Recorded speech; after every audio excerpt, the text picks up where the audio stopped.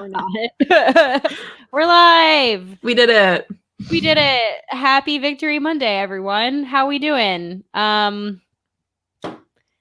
It's a Victory Monday. It's a true Victory Monday. It's been a couple days. It's been like a belated Victory Monday. It's a delayed victory. It's delayed, but here we are. Packers are 6-2. Top the NFC North, atop the NFC. And how are we feeling? Feeling good. I mean, I think that most of the games yesterday went pretty much any way that we would want them to for the Packers. Yeah. So it was nice to get that win in. The Packers honestly really need this mini bye with all the injuries they had and sustained. So it's a good feeling to be 6-2 atop the NFC North. We also beat up a team that kicked our asses last season twice. So I know that it wasn't the same team as the NFC Championship game. It actually didn't, I don't think, have a single similar player to that team. But it doesn't matter because it was Kyle Shanahan and Robert Saleh, and we went into their home stadium and we came out with not even just a win, a blowout. I found it to be cathartic. I don't know. Yeah. And I know that there's a lot of people that don't want to put any stock into the defense and what we saw yet. And I know we'll talk about that, but we always say you can only play the team in front of you when you can play them. And the Packers needed this. It doesn't matter how you get right. You just got to get right. And the Packers got right on Thursday. Yeah, they did. They did. So let's talk about how right they got. Let's do it. 34-17. We'll call it 34-3. To be honest with you, I was going to say it was really 31-3. Like, that's how I look at this game. Like, afterwards, it was just garbage time at that point. It was garbage time. The second half was garbage time. They were up 28-0, 28-3 in the second half. Like, just, it was not whatever. And we got our stud running back in the game after what sounded like a bad calf injury, and then he ended up playing the whole game. So maybe it wasn't as bad as Matt LaFleur made it sound like. But Robin asked us a question of, do you think Aaron Jones showing against the 49ers is further proof that we need to re-sign him? The offense is just on another level when he plays. And this was the exact point that I wanted to start the show off on, which was that our offense is so different when Aaron Jones is in. And I love Jamal Williams. And he's great at what he does. And he's improved over the last few seasons. But my God, Aaron Jones is such a playmaker. He turns what looks like 2 yards into 12 yards. Yeah. And I think we need to re-sign him. I've always felt that way, but. And as much like we talked about this a little bit pre-show, but getting Aaron Jones back was really significant. But I think the tandem of Aaron Jones and Tyler Ervin was just so dynamic. And we kind of saw, even with Aaron Jones and Jamal Williams and A.J. Dillon, that the offense was lacking something without Tyler Ervin. And you don't want your entire offense to be predicated on one player, of course. But we're just seeing all the motion and the different ways that Matt LaFleur can utilize a guy like that. And it's adding to that, we always talk about, the illusion of complexity, and that's what this offense is. So the tandem of Aaron Jones and Tyler Ervin, I think, was a ton of fun to watch on Thursday. It was. There was actually points where, because they're 33 and 32. Yeah. So I was like, there were points where I couldn't tell who was who in there. Like I was watching with the Cheesehead TV watch party, and Nagler and I both were like, it was Jones. No, wait, it was Ervin. No, it was Jones. And it's because Tyler Ervin was actually quite dynamic when they put him in the Aaron Jones role. Like, he did it quite well. And unfortunately for Dexter Williams, he got hurt. But I think Tyler Ervin and Dexter Williams were very much like the Aaron Jones, Jamal Williams, similar roles. And I think we talked about this on Pax, what she said this week too, but props to Tyler Ervin. He really showed up. Like, they gave him extra snaps and extra showing, and he looked great. Yeah.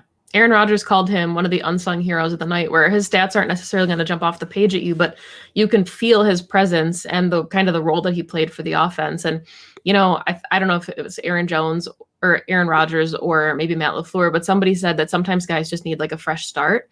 And that feels like the perfect fresh start for Tyler Ervin to really be the playmaker that, I think Aaron Rodgers said something like, I don't know what the other teams didn't see in him, because when he came here, it's been exceptional. But that was really exciting. I think to that point is that he's the kind of gadget guy that it takes a special coach to figure out how to use him and how to use him successfully. And I think it's very clear that Matt LaFleur has figured that out with him, right? He is a staple. When he was hurt, we missed and even if it's just jet motion, jet sweep type plays, and maybe he's just a decoy at some points, but it's worked with him. So defenses have to trust it. They have to trust the motion. They have to, take him seriously. And I think a performance like he had on Thursday it furthers that point where he's going to have to be taken seriously as not just that jet guy, or a motion guy, but he can actually run the ball. And I think he ran a route or two and caught a pass or two. So he's a real versatile piece. And I'm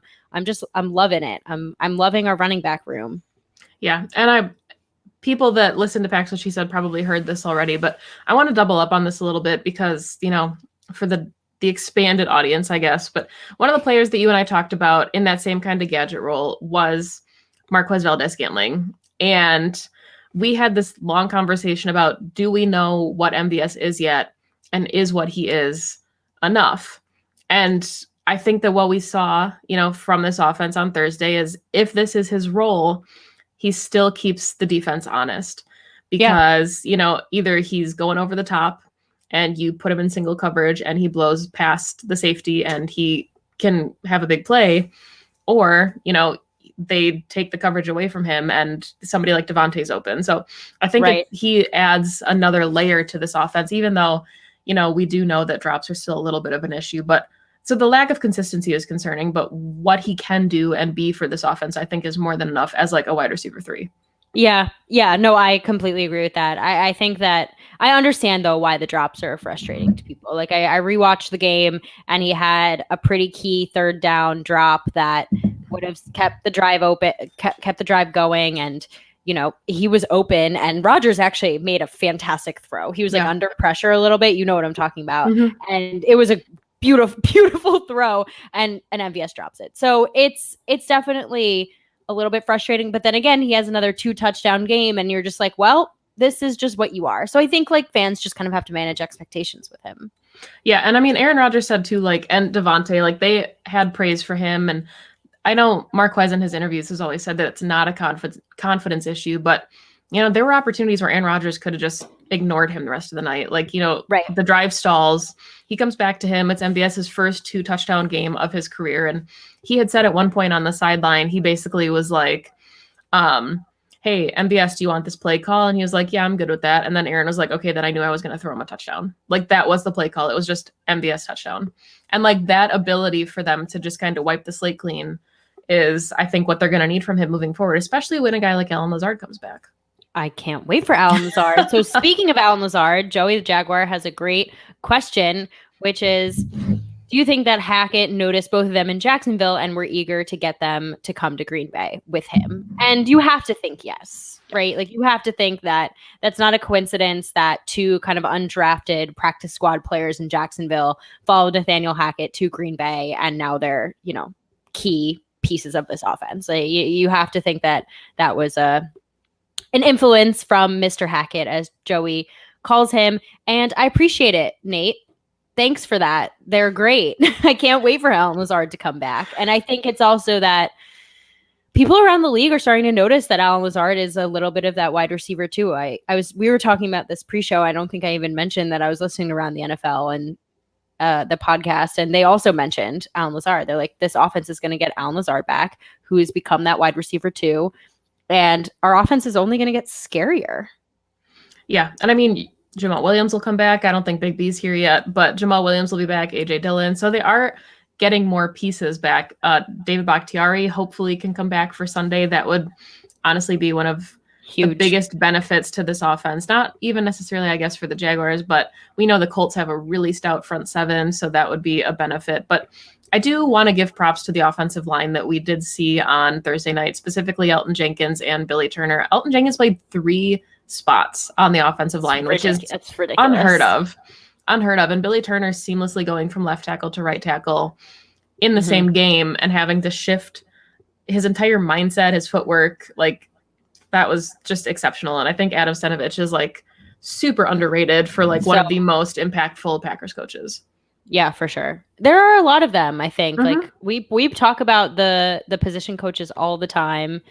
And there's something to be said for that. And I think it also shows when the Packers typically, and this is totally going off a tangent right now, but the Packers typically promote from within, right? And I think there's a reason for that. There's a reason why they keep guys in house, and you see them rise in the ranks, like Goot, right? Mhm. Like Goot has been with the team for decades, and it's because we get position coaches like this who prove their worth and they continue to rise up the ranks. So it definitely cannot be overlooked what guys like that have done for the team. Yeah, and this definitely doesn't need to be a conversation that we have now in the middle of the 2020 season, but we have seen a couple of rumors already that the Nathaniel Hackett is potentially being looked at as a head coach option for a team like the Falcons. So, it'd be really interesting to see. Is it really? Yeah. I just think there are other coordinators that I would think of first, but I'm not mad. I mean, I'm not mad about it. Good for him. That is super exciting. Yeah, and I mean, I think that's going to be something really interesting to look at, because as Matt LaFleur sustains success in the NFL and people are starting to kind of key in on his offense, and it's the whole like Shanahan tree, if you have a guy like Nathaniel Hackett who has implemented a Matt LaFleur offense really well, he could be somebody that's tapped in to kind of bring that offense to another NFL team. Yeah, and I think he comes from a different tree, right? So he probably brings like such an interesting hybrid. Yeah, it's just been so fun to watch this offense. Like you said, we're gonna get, I think, all of our key guys back next week, and watch out. Like, we think about it, we haven't had all of them since week 3, and it's gonna be week 10. Like, it's been a while, and I can't wait. I can't wait for Allen Lazard to come back. Everyone that I talk to is like, "Who should I pick up in fantasy?" And I'm like, Allen Lazard's coming back off IR. That's who you want to pick up in fantasy. I think the thing that's so interesting too is, like, going into the beginning of the season, the first kind of couple of weeks, everybody had their breakout game, or not really a breakout game, but it put them on notice. So like you had the Davante Adams game. Yeah. Then you had Aaron Jones, you had Allen Lazard, like now we're seeing that we have all these different pieces. So didn't see a lot of Robert Tonyan or Jay Sternberger on Thursday, but their factors. Mercedes Lewis got his second touchdown of the season. It's already double the total of touchdowns that he had last season. So big dog. I just think we're seeing all of these different pieces emerge, and so somebody like Davante Adams doesn't necessarily have to have a career game every week, and that's the expectation, and he's fully capable of that. But it's nice to see that there are guys like Allen Lazard or Big Dog or Big Bob or Jay Sternberger or Allen Lazard that can have like these impactful moments in the game. Wait, I have a question for you. Okay. Based off what you just said. Okay. Because it just came to me. Do you think that, okay, so we talked about this, I think, with Dusty in our bye week Packs What She Said. And we talked about how every week for the first like month of the season, the Packers offense kind of like showcased a different aspect of the game. And they had a different player, like you said, sort of break out in each game based off of whatever concept Matt LaFleur was producing on the field. I'm wondering now if the reason the offense is humming, and I want to get your thoughts on this, is like, and we talk about this too with like the MVS respect and like what he can do going over the top. It may not necessarily happen, but you have to respect it. Like, I'm wondering if the first month of the season, like pre-bye, everyone's looking at that tape thinking like, okay, we have to respect this concept and this player and this concept and this player. And there's so many of them that like you almost can't even cover each one. And you just have to choose what you think your defense is going to be best at, and understand that maybe Davante is just going to go off on you, or maybe Aaron Jones is just going to run down your throat, or Robert Tonyan is going to get 3 touchdowns, but you have to choose, because we've shown that we can be successful in multiple ways. It absolutely is a pick your poison kind of offense, and whatever you want to call it, illusion of complexity, being multiple, the marriage of the run and pass, everything we heard, all these little buzzwords from the coaching staff, all training camp, and just the idea that, I keep going back to Nathaniel Hackett saying, like, look, in 2019, we were introducing a lot of these concepts and they were difficult. And we had players like, I don't understand how much motion we're using. I don't really see the benefit. And the coaching staff was like, no, we got to give it time to develop, and then you'll see the dividends. And 2020 has been the season of dividends where, if Aaron Rodgers goes out wide, Is he going in a jet sweep? Is it going to be Jamal up the middle? Is Tyler Ervin taking a handoff? Is Davante Adams in the slot? Is he out wide? Like it's again the illusion of complexity that you have, whether you're an 11 or 12 or 21 or 13 or whatever the personnel is. Yeah. That Are they spread offense? No one in the backfield? Are they in bunches? Like what? Where? Yeah, I love that. I love that, Maggie. The season of dividends. Put it on a shirt. Put it on a shirt. Speaking of shirts, we have Packs What She Said merch. Any chance to plug it?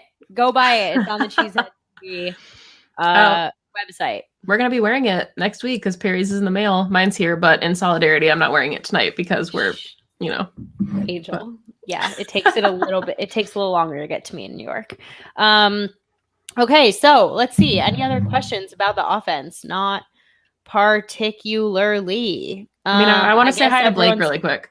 Hi, Blake. Blake, we love you. Auntie Maggie and Auntie Perri are happy you're here. Also, hi, Tyler. Thanks for joining. I don't know if you're still here, but hi. Hi from Green Bay. Yeah, Joey, get the fanny pack. We have fanny packs. They're awesome. Yes. Joey, if you wear one, please post pictures. Yeah. For us. We'll model some gear. Okay, any other thoughts on the offense, or should we move over to the defense for a bit? Let's see. Let me check my notes. Aaron Rodgers is the MVP. I'm done debating. We did talk about this pre-show too. I'm done debating it. He's thrown 4 touchdown passes 4 times this season. Yeah. How many interceptions? 2. 3? Just 2. Just 2. Okay, and how many did Tom Brady throw last night? Yeah. 4. No, seriously, I say that in jest, but Aaron Rodgers is obviously the MVP. Also, Russell Wilson, his play has gone downhill. Aaron Rodgers hasn't. He had a bit of a fluke game, obviously getting rattled by the Bucs defense, but regardless, he is just playing at such a ridiculous lights out high level. And sure, let's talk about Davante Adams really quick. Best chemistry in the league right now, easy, no question. That combination, there were some throws Thursday night where I was like, there wasn't space. Like the 4th down. Ball. That 4th down. Even Rodgers was surprised. I'm sure everyone here probably watches the Pat McAfee show. But he even said it on the Pat McAfee show. He was like, I was shocked that he came up with that ball. He was like, I'm not usually surprised when Davante Adams does things. I was so shocked. I think Davante was too, because he flipped out. But okay. Yeah, just wow. Before we shift, I have a question for you, and it's kind of a 2-parter. Okay. So we're talking about MVP candidates, and I guess right now, obviously you can put Mahomes, Josh Allen, Russell Wilson, Tom Brady, Aaron Rodgers. Okay. Aaron Rodgers has Davante Adams and Aaron Jones. Russell Wilson has DK Metcalf, Tyler Lockett. Tom Brady has, Chris Godwin, Mike Evans. Do you think that Aaron Rodgers is doing the most with the least? Do you think that extends his MVP campaign, or do you think that he has just I wouldn't call Davante Adams and Aaron Jones the least. That's what I'm asking. No. I think that Rodgers has Look, are DK Metcalf and Tyler Lockett probably the best wide receiver 1-2 duo in the league? Likely, yes. I'd say that. Mike Evans and Chris Godwin are a close second, but Chris Godwin's been hurt this season, so it's hard to really determine that. And I also don't think that Tom Brady's been playing at an MVP level. We do have a wide receiver too. His name is Allen Lazard. He's just been hurt, so let's not go there unless you want to make me mad right now. I just think that Aaron Rodgers is the most accurate and the best thrower of the football in the NFL. Right. I don't know. There's nothing else to say about that. And if you want to take into account yardage, catches, touchdowns, whatever, fine. Him and Patrick Mahomes and Russell Wilson are probably likely all in the same place. But nobody is more accurate than Aaron Rodgers. Nobody puts the ball in the place to be caught better than Aaron Rodgers does. Okay, so the second part, the reason that I thought of that is just this question from Sean. Do you think that this is a Super Bowl offense? Because he 100%. said, yeah, that he's finally seeing the light on not trading for a wide receiver. And I think that this offense can absolutely hang with the best offenses in the league. And we saw in the Super Bowl, the best offense in the NFL beat the best defense in the NFL. And I know that defense had the Packers number, but this is a very different offense than what we saw in 2019. This offense is top 3, I think, in the league right now. We talked about this pre-show a little bit, but like getting notice around the league. Like this is not just like, oh, we're Packers stands and we're Packers fans and like we love. No, this is one of the best offenses in the league right now. And I think what Matt LaFleur is doing is so just unique enough that it's not surprising, yet completely throws people off their game.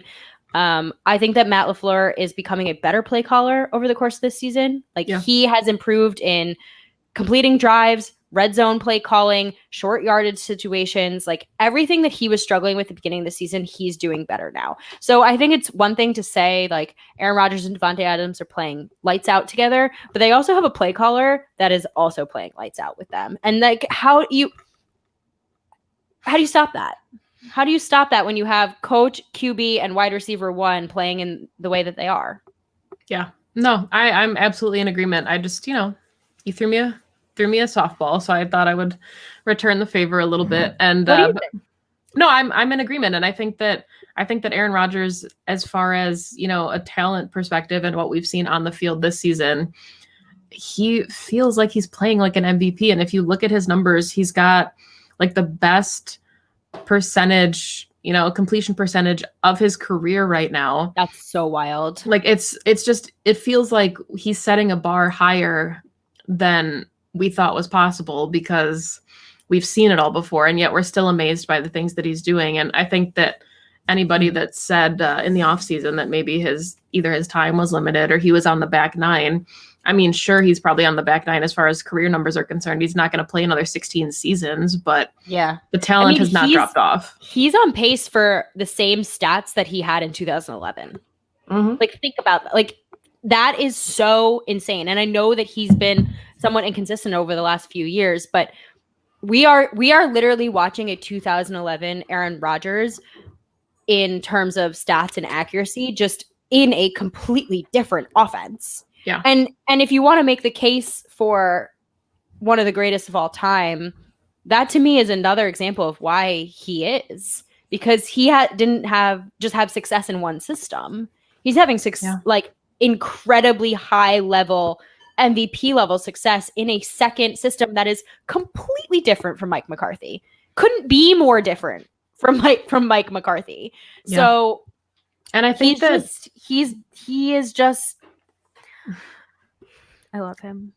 Well, and I was going to add before we move to the defense, I think that what we're seeing too is I don't necessarily think that his play dropped off in 2019 as much as it was him trying to learn the Matt LaFleur system. And we're seeing just the absolute comfort that he has with his offensive line, with his running backs as pass blockers. Like everything is kind of adding into his MVP candidacy, where we're seeing Allen Lazard step up as a bona fide wide receiver 2, Aaron Jones catching passes out of the backfield. Like everything is just coming together the way that we expected it to, but maybe to a further extent because, we needed to see from the sample size what Matt LaFleur was going to bring. And by all accounts, I think he's exceeded expectations so far in 2020. Oh yeah, 100%. 100%. I mean, he should be in the conversation. I've been saying this for a while, but he should be in the conversation for Coach of the Year. Like his offense is incredible. Okay.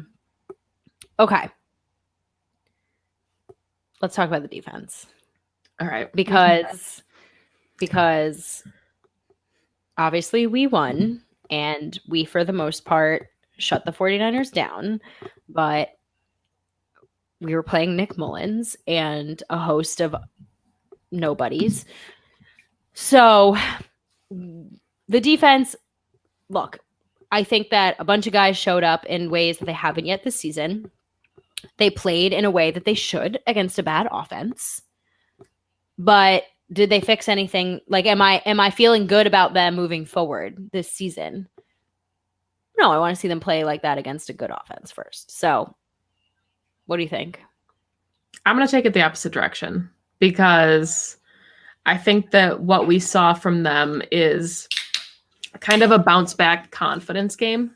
And Zadarius Smith in his post-game presser had said that when they were getting off the bus going into Levi Stadium, he emphasized to the team, like, remember when our season ended here and we had to walk out of the stadium onto the bus, and like that feeling that we all had, like, this is an opportunity to not feel that. And I know that it was against a really beat up 49ers team, but like, I think that mentality, you know, Matt LaFleur and other players had talked about, like, maybe when there's no fans or not that many fans, the guys are having a hard time bringing their juice. And I think that we saw them get some of their juice on Thursday night. And I think that that's something that we're going to see continue now. Like, I'm hoping it's something they can build off of. And, you know, he had mentioned like Preston Smith has talked about how he's not sick of it. He would never say that, but like, it's hard for him to constantly be dropping into coverage because he wants to rush the passer. He's not dropping into coverage more than he's not, but they think like they're going to talk about it though. Like that's, I mean, I know statistically, but to him, it probably feels like it's a lot. Yeah, I mean, I hope that the momentum carries for the rest of the season. I think that I think something that I don't know if we've necessarily talked about a ton is that like first half of the season, we're right smack in the middle of the Packers season. First half was the difficult half. Like we played our hardest teams in the first half of the season and we're 6-2. So this second half of the season is heavy at Lambeau, which always bodes well, even without fans, and heavy on not great teams. So I agree with you that I think the defense should keep this momentum moving forward because they're going to continue to play teams that they can bully. And this team plays well when they're ahead and likely against the Jaguars and the Colts and the Bears. Like this team should be ahead. So you should expect that the defense is going to play at a really high level, get to the quarterbacks, play against pretty shitty offensive lines, except for the Colts. They have a pretty good offensive line. And kind of bully and dictate the game. So I do agree with you that like this should be like a momentum shift for them. And I love to hear Z do his leadership thing. But I don't know. I guess I just still get a little bit concerned. I want to see them play that way against a good offense. I want to see them bully a Rams or a Seahawks or, you know, a team like that, to have like a rematch almost against the Bucks, like, and just like get bully Tom Brady. Like, that's what I want to see from them. But obviously they can only play who's on their schedule. So. Right. No. And I mean, I think that this is something that this defense as a whole needed. Like Raven Green had the team's third interception of the season and we're through 8 games. Like after the 17 turnover season that we had last season, like it's kind of weird that they're at like 5 or 6 so far through 8 games. And, you know, turnovers are unsustainable. They're unsustainable. But that's what the defense was predicated on in 2019. Right. So I think like the pressure looked a little better and we can say that it was against a not great 49ers offensive line, which is true. But you should also play that way against not good teams. So like, it's a weird like dichotomy, I think, when I'm like, okay, they didn't play against a great team, but they played the way they should against a bad team. So it's take it for what it is. Do I want Pettin to stop 3-man rushing in the red zone on third down? Like, yeah, I do. But they also had a fumble recovery off a 3-man rush. So like, what are you going to do? That was all Z. I was just going to say it was your man. It was your man Z. I know that a lot of people don't put a lot of stock in Pro Football Focus, but I just thought that this was kind of bananas that his pass rush grade against the 49ers on Thursday was 93.2, which was the highest total of his entire career, whether with the Ravens, with the Packers, in the playoffs. 93.2, best pass rush grade for Zadarius Smith ever came on Thursday. That's wild. Mm-hmm. Did he have a sack? He had the sack, forced fumble, like the strip sack. So what's he at now? 7 on the season? Yep. Do you want me to put up the sack tracker? Yeah. Do you? Okay. Yeah. Here we go. There he is. 7. Okay. So he's on pace for 14 sacks. Mm-hmm. Yeah. I mean, yeah. I think Z has shown up this season and we talked about this before the season started, that the likelihood of Zadarius Smith putting up a season that he had last year is very slim. Like he had a career and kind of historic type season, and there was likely going to be some level of regression there just because replicating the numbers that he had last year is insane. But he's still one of the best rushers in the league, and he's still making plays when he needs to, and he's still showing up like we saw. So he still has 7 sacks. Preston Smith has half a sack this season.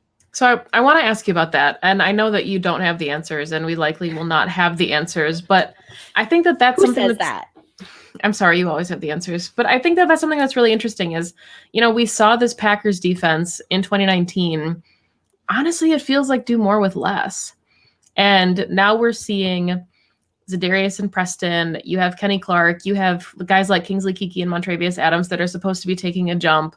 We have Rashawn Gary coming in, Kevin King and Jair. And I know that Kevin King hasn't been able to play as well, but you were having like a second season with cohesion in your secondary with Darnell Savage, Adrian Amos. So Blake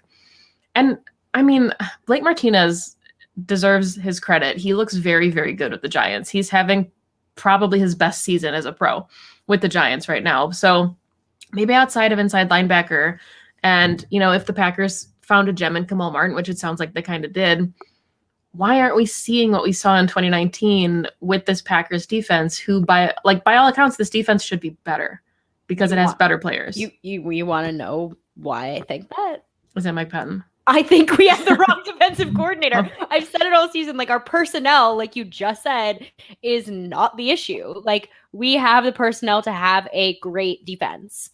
I went into this season thinking the Smith brothers, Rashawn Gary, Kenny Clark, that should be one of the best pass rushes in the league. Yeah. We have Jair and Kevin and Chandon Sullivan, Adrian Amos and Darnell Savage, and our secondaries meh. Like, I don't get it. Like, I just don't get it. And at some point you have to be like, if each individual player is doing what they should be doing, and it's not coming together in the right way, or it's not happening in the right moments, which I think is the issue, is it's not happening at the key moments. Sure, you can go and get a tackle for a loss at second down, but if you let them get the first down, that tackle for a loss means nothing. So to me, it's the play calling. And I don't like blaming it on one aspect, but we see when the team comes in with juice and they play well, and yet those things are still happening, and they're still playing soft coverage 15 yards off the line of scrimmage, and they're not playing aggressively. This was my thing. The whole offseason was, I want the Packers and Pettin to come into games and dominate for 4 whole quarters. And they don't do that. And I get in garbage time, it doesn't matter if the 49ers score 2 touchdowns, but why should they score 2 touchdowns? Why are you letting them? And I just think at some point it's obviously on the coordinator's play calling. Like last night yesterday, I was watching the Steelers and some of the better pass rushing units in the league. And I'm like, oh, that's a 5-man rush. What's that? I don't know what that is. What is that? Why are we not doing that? I just got too excited. I don't know. To answer your question, I think it's not a personnel issue. It's not a personnel issue. We have the personnel. Look at other defensive around the league. Do they have a Za'Darius Smith and a Jair? Just break it down to our blue chip players, our elite players. We have an elite pass rusher and the number 1 cornerback in the league. Should be playing better. But then Mike Pettin was also the defensive coordinator last season. I know. I don't think he was calling, he was still soft. I don't know. I think we just force more turnovers, and that makes you ignore other things. Turnovers are an easy escape from issues, because it's whatever, the offense got the ball back. Yeah. No, and I'm in full agreement with you. I was a big Mike Pettin advocate when he came, because obviously he was with the Cleveland Browns, so I saw him a little bit, and I always thought that he was a much better defensive coordinator than a head coach. So seeing him do what he was, or what the pieces that he was going to have. He played great his first 2 seasons here. Our defense was so much better his first 2 seasons. It's this year where I think it's the offense is obviously so much further ahead, and it's glaringly obvious that the defense is the issue. And I think also, like us, like you and I have obviously been like paying a little bit more, like at least for me, I shouldn't speak for you, but for me, I'm paying a little bit more attention now to schematic things than I have previously, especially on the defensive side of the ball. And it's just becoming clear. Like if I can sit on my couch and say, Pettin, why are you rushing? Why are you calling a 3-man rush on third down? Like obviously the offensive coordinator of the team that we're playing is going to predict that as well. Yeah. And I mean, I think we've talked about this. We talked about it after the team's 2 losses, that it just becomes very tricky to think about a move on in the middle of the season. And if the Packers make a deep playoff push, they're not going to. Is his job safe? Like, they're not going to move on from him if we make a deep playoff push, which we will. Right. And I knew what you meant, but like if the Packers get to the NFC Championship game again and the defense plays serviceable, but the Packers lose, like where do you think the line is for this Packers team to just completely move on? Like, and if the Packers win a Super Bowl, like, is that the bar? Like, if you don't win a Super Bowl, Mike Pettin's gone. Yeah. No, we've reached it. Yeah, okay. We've reached it. I think that like, and I don't want to put words in Matt LaFleur's mouth, right? Like I'm not in the building. I don't nothing, but some of the things that he said in press conferences makes me feel like he's gotten to that point. But I also agree with you that the Packers aren't going to move on from a coordinator midseason when you're winning the division. You're probably going to make the playoffs. You're likely going to make the Super Bowl. Like that just feels like shooting yourself in the foot a little bit. Like keep the consistency. But I would be so surprised if Pettin was back. Yeah. And I mean, I think that's just, I wrote something probably 2 years ago, right when the free agency wave hit with Z and P and Adrian, and it was right after the draft, and it was just about the core nucleus of this defense being together through like 2023. Like you had a pretty expansive window. You had like 4 years with a lot of these players before you had to consider re-signing them. Jair, Darnell Savage, Rashawn Gary, Super Smith Bros, and now we're getting into what will be the latter half of those 4 years. And it just feels like you have to be in a more competitive win now mode with the defense. And what we're seeing is a lot of reliance on a Packers offense that has gotten better and is able to put up a ton of points so that if the defense gives up 35, it's okay because you scored 42. I just don't want that kind of play though. I don't want I don't either to have to do that, because then you're going to go up against a game like a team like the Bucks where you might not necessarily be able to do that, and you need to rely on your defense to show up for you the way your offense shows up for them when they need it. Yeah. No, I agree. Yeah. I just like to give you the floor. I can tell you're very, very passionate about this.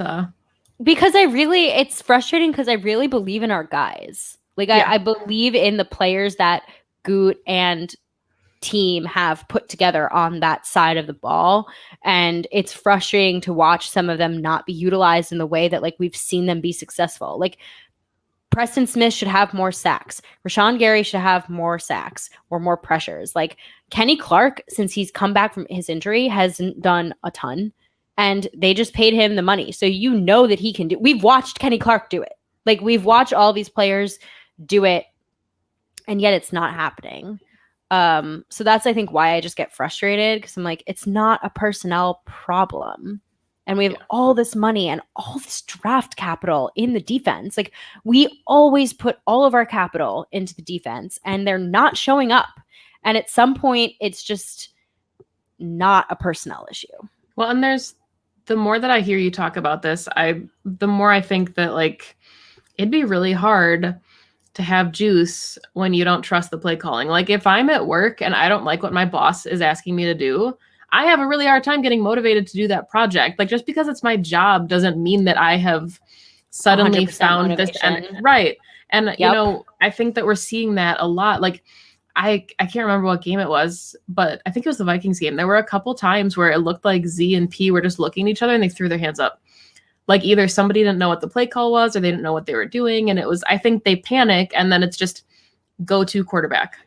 And that sometimes that works. But I think that this is a defense that's looking to go off script, and they're not able to do that in the designs that Mike Pettin is calling. Yeah, no, I agree. And like look, I get why you want to play dime when you have a defensive back room that you do. And I get why he wants to defend against the explosive play because that's what the league is right now.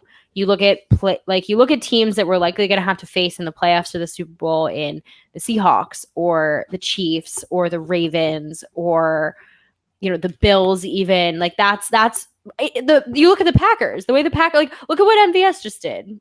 That's what Pettin is defending against, but then you allow for 5, 10, 15 yards from between the 20s. But when you can't defend the red zone either, then you're just playing soft and you're letting people score on you. And so there's I think what I'm missing from last season is, and we've talked about this before too, is it's the bend don't break, but they're breaking. And so when your red zone defensive play calling is also soft and your between the 20s play calling is soft, then you're just playing soft and it's not stopping the other team. Well, and I think we talked before about how this is a defense predicated on turnovers, but typically when you're a ball hawking team, you're aggressive. And this is the most passive defense. So it's just Zadarius and his strip sack fumble, that's generating pressure and that's being aggressive.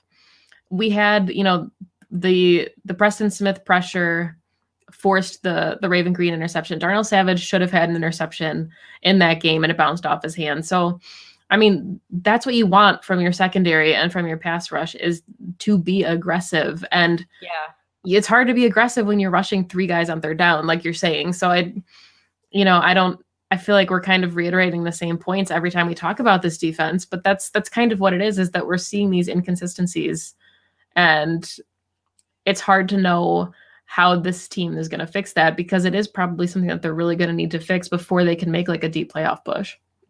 Yeah, I agree with you.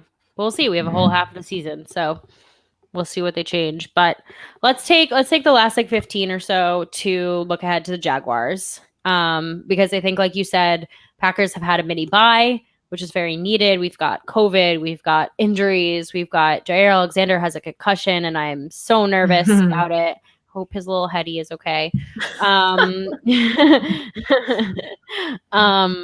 But we need that time, not necessarily to prepare for the Jaguars, but just time to get healthy, time to heal. We had a very early bye, so I like this space that the league scheduling office has given us. But then the Jaguars come up to Lambeau, so Packers get to stay home. There's no traveling involved. Warm weather team comes up to Lambeau in November. I don't know. It's warm up there right now, so maybe it won't be cold. But, Jaguars are not a scary team. They're last in their division. They're 1-7. They've got their rookie quarterback, Jake. What's his name? Jake Luton. Jake Luton. Jake Luton is coming up to face off against Zadarius Smith and Kenny Clark and Aaron Rodgers. Oh boy. How are we feeling about this game? I mean, this is a game that you expect the Packers to dominate, and anything less than total domination just doesn't feel right. And they're 26th in points for, 31 in points against. I'm honestly kind of pissed off at the Jaguars because I was in a can't lose league. And the first week I picked the Colts, and it was the one time all year that the Jaguars won. So I was out of the can't lose league in week 1. And then now they've lost every other week. So that was cool. But, beyond that, no, and they're dealing with some injuries to some key players here too. But I mean, it's not a good football team. And okay. Laviska Shenault, if he's able to play, because I know that he's kind of been on the injury report the last couple of weeks. He's a player that I want to get a look at because he's the kind of gadget player that should theoretically give this Packers defense fits. He's the kind of player you have to stop on defense. Mm-hmm. Mm-hmm. Yeah, he's a player the Packers wanted. So yeah. Well, theoretically, sorry, let me rephrase that. It's a player Packers Twitter wanted. Yeah.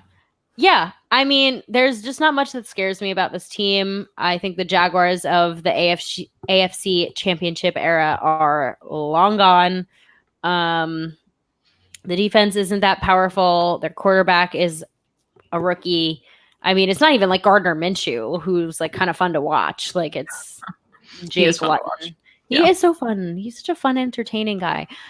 He's so Jacksonville. There's just, I mean, I guess like mitigating DJ Chark. That's like it. And like we've got potentially Jair Alexander for that, but even like Kevin or Josh Jackson or someone can take care of DJ Shark. So there's just not much about this team. Like this should be another like game like Thursday that's just like go in, beat the piss out of them, come out with a win, move on to the Colts. Yeah. And I mean, I think that it's going to be another opportunity for this defense to keep progressing. Jamal Williams and Kamal Martin were both activated off the COVID reserve list. So Kamal Martin theoretically will get the start. I'm not sure if Christian Kirksey will be back. He could be back by then. So you could see Christian Kirksey and Kamal Martin in the middle of the defense. I think Lazard will likely be activated for this game as well. Yeah. So I mean, this is a Packers team that should be at full strength or almost full strength going up against a very depleted weakened Jaguars team that has not scored a lot of points, gives up a lot of points. This has to be a very dominant victory for the Packers, especially at Lambeau Field. Yeah. It should. I mean, like I said, I just kind of expect them to go in with a win, try to leave with fewer injuries than we walked in with, and just come away 7-2. This is I worry about these like gimme games, but I think the Jaguars are so bad that you can't think about that too much. But the rest of the season is honestly like it's a good second half of the season schedule. Like I feel good about the Packers. I said this on Pack-A-Day today. If you listen, like I really think that the Packers could run the table a little bit the rest of the season. Like I really do. I think it's completely in the realm of possibilities that the Packers either win out or only lose like one or two more games. It's so in the realm of possibilities given like what the schedule looks like. The only thing that concerns me is two major running backs coming up to Green Bay in Christian McCaffrey and Derrick Henry. But let's say we win one of those two games, like the Packers are going to go 13-3 again. Yeah. So Ryan mentioned James Robinson, who does look really good. I have an aversion to the name James Robinson because that was my old boss's name. So it's weird for me to think that my boss, who has since surpassed retirement age, is also the name of a running back in the NFL. But then Robin says, what weapons do they have on defense? So Josh Allen was a player that I really liked coming out of the draft last season. He's with the Jaguars. Miles Jack is with the Jaguars. So they do have some speed and some like agility in their front seven. But I don't think that, they're not off to a slow start, but it's just not kind of the performances that we would expect from kind of a beat up Jacksonville defense. So I think that they're 1-7. So Perri, I'm trying to be nice, but I think that, I'm sorry. They're 1-7. Like we should not lose this team. Maybe CJ Henderson. I don't know. It's like the only one I can think of. He's a rookie, but like he was pretty high draft pick. So then, I mean, to your point, you said that you think the Packers maybe can run the table, only lose one game. Let's talk about the Bears really quick before we wrap things up, because the Bears lost. The Bears lost, obviously. The Packers are sitting in the top of the NFC North. The Packers have to play the Bears twice. One of those games coming on Sunday Night Football in Week 12. So they have the Jaguars, they have the Colts, and then they have the Chicago Bears, who have lost 3 consecutively. Like they're spiraling, and their defense is still very, very good, but their offense is a mess. And until they figure out their whole offense, that thing called throwing the ball to a receiver. Yeah, no, their offense is so just hard to watch. It's hard to watch. This is the Bears that we've known our entire lifetime.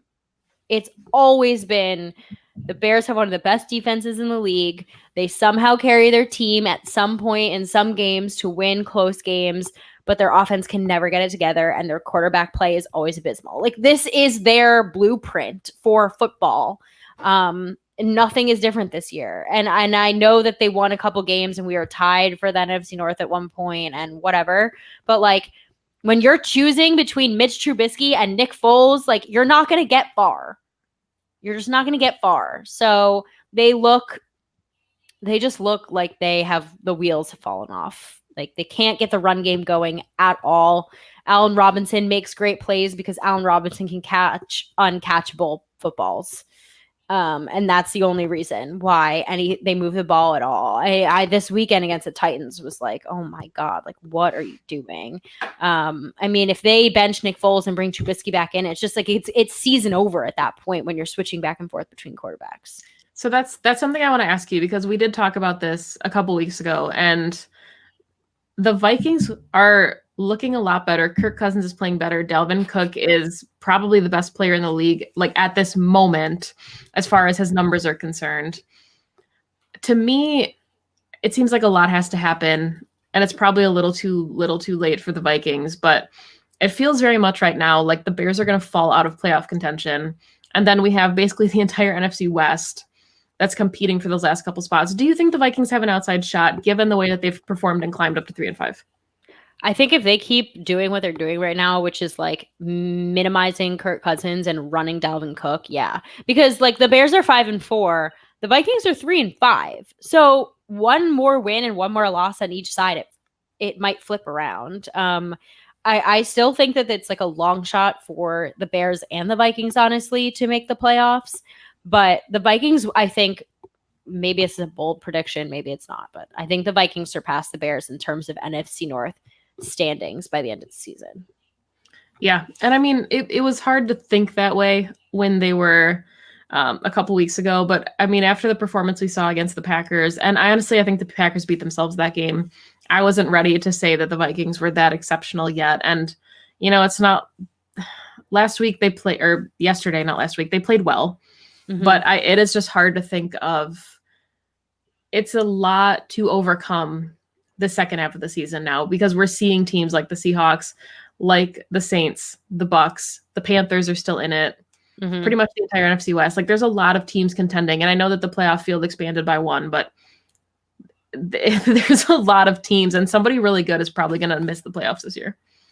Yeah, no, you're right. I mean, I personally think the Packers are the only one within our division that will make the playoffs, and they're the only ones that should, because like you said, there are so many other teams around the NFC that are likely going to beat out the Bears or the Vikings for a wild card spot. I mean, you look at the NFC West, and they have legitimately 3 teams that are worthy of playoff contention. So same with the NFC South, right? Like the Bucks, the Saints, and the Panthers. So it's hard for me to imagine that there being another NFC North team within the playoffs. And if you really want to talk about it, nobody in the NFC East should be making the playoffs this season either. So it's just a weird seeding process. Is that it? Do we have any questions, or are we Not really. Not really. Everyone's quite silent tonight, but thank you all for joining. We're looking forward to hopefully another Packers win. Like we mentioned, Jaguars will come up to Lambeau on Sunday. It's a 1:00 game, pretty typical game. The Colts game actually got flexed to the mid-afternoon, so more people will get to watch that one. Not prime time necessarily, but more popular. I'm hoping as someone in New York that'll be broadcasted, so I don't have to stream it. And the Packers, hopefully next week when you join us again on Happy Hour, we will be 7-2, and we'll be looking forward to the Colts. So, score prediction: the Packers are favored by 14, which is rich to me because just like that's a lot. But yeah, it could be a 35-14 situation. Yeah. 45-10. 45-10. Okay, let's get it. I like it. I like it, Maggie. One of us always switches off on who's gonna it's our predict brand. the blowout. So see you this week. Yeah. You got it. All right. Well, either way, we both predict the Packers win because we always predict the Packers win because this team is wonderful. So have a great week, everyone. Check out all the rest that Game On Wisconsin has to offer this week. We've got shows all week. And as always, you can't end a show without this, obviously. So go Pack Go. Go Pack Go.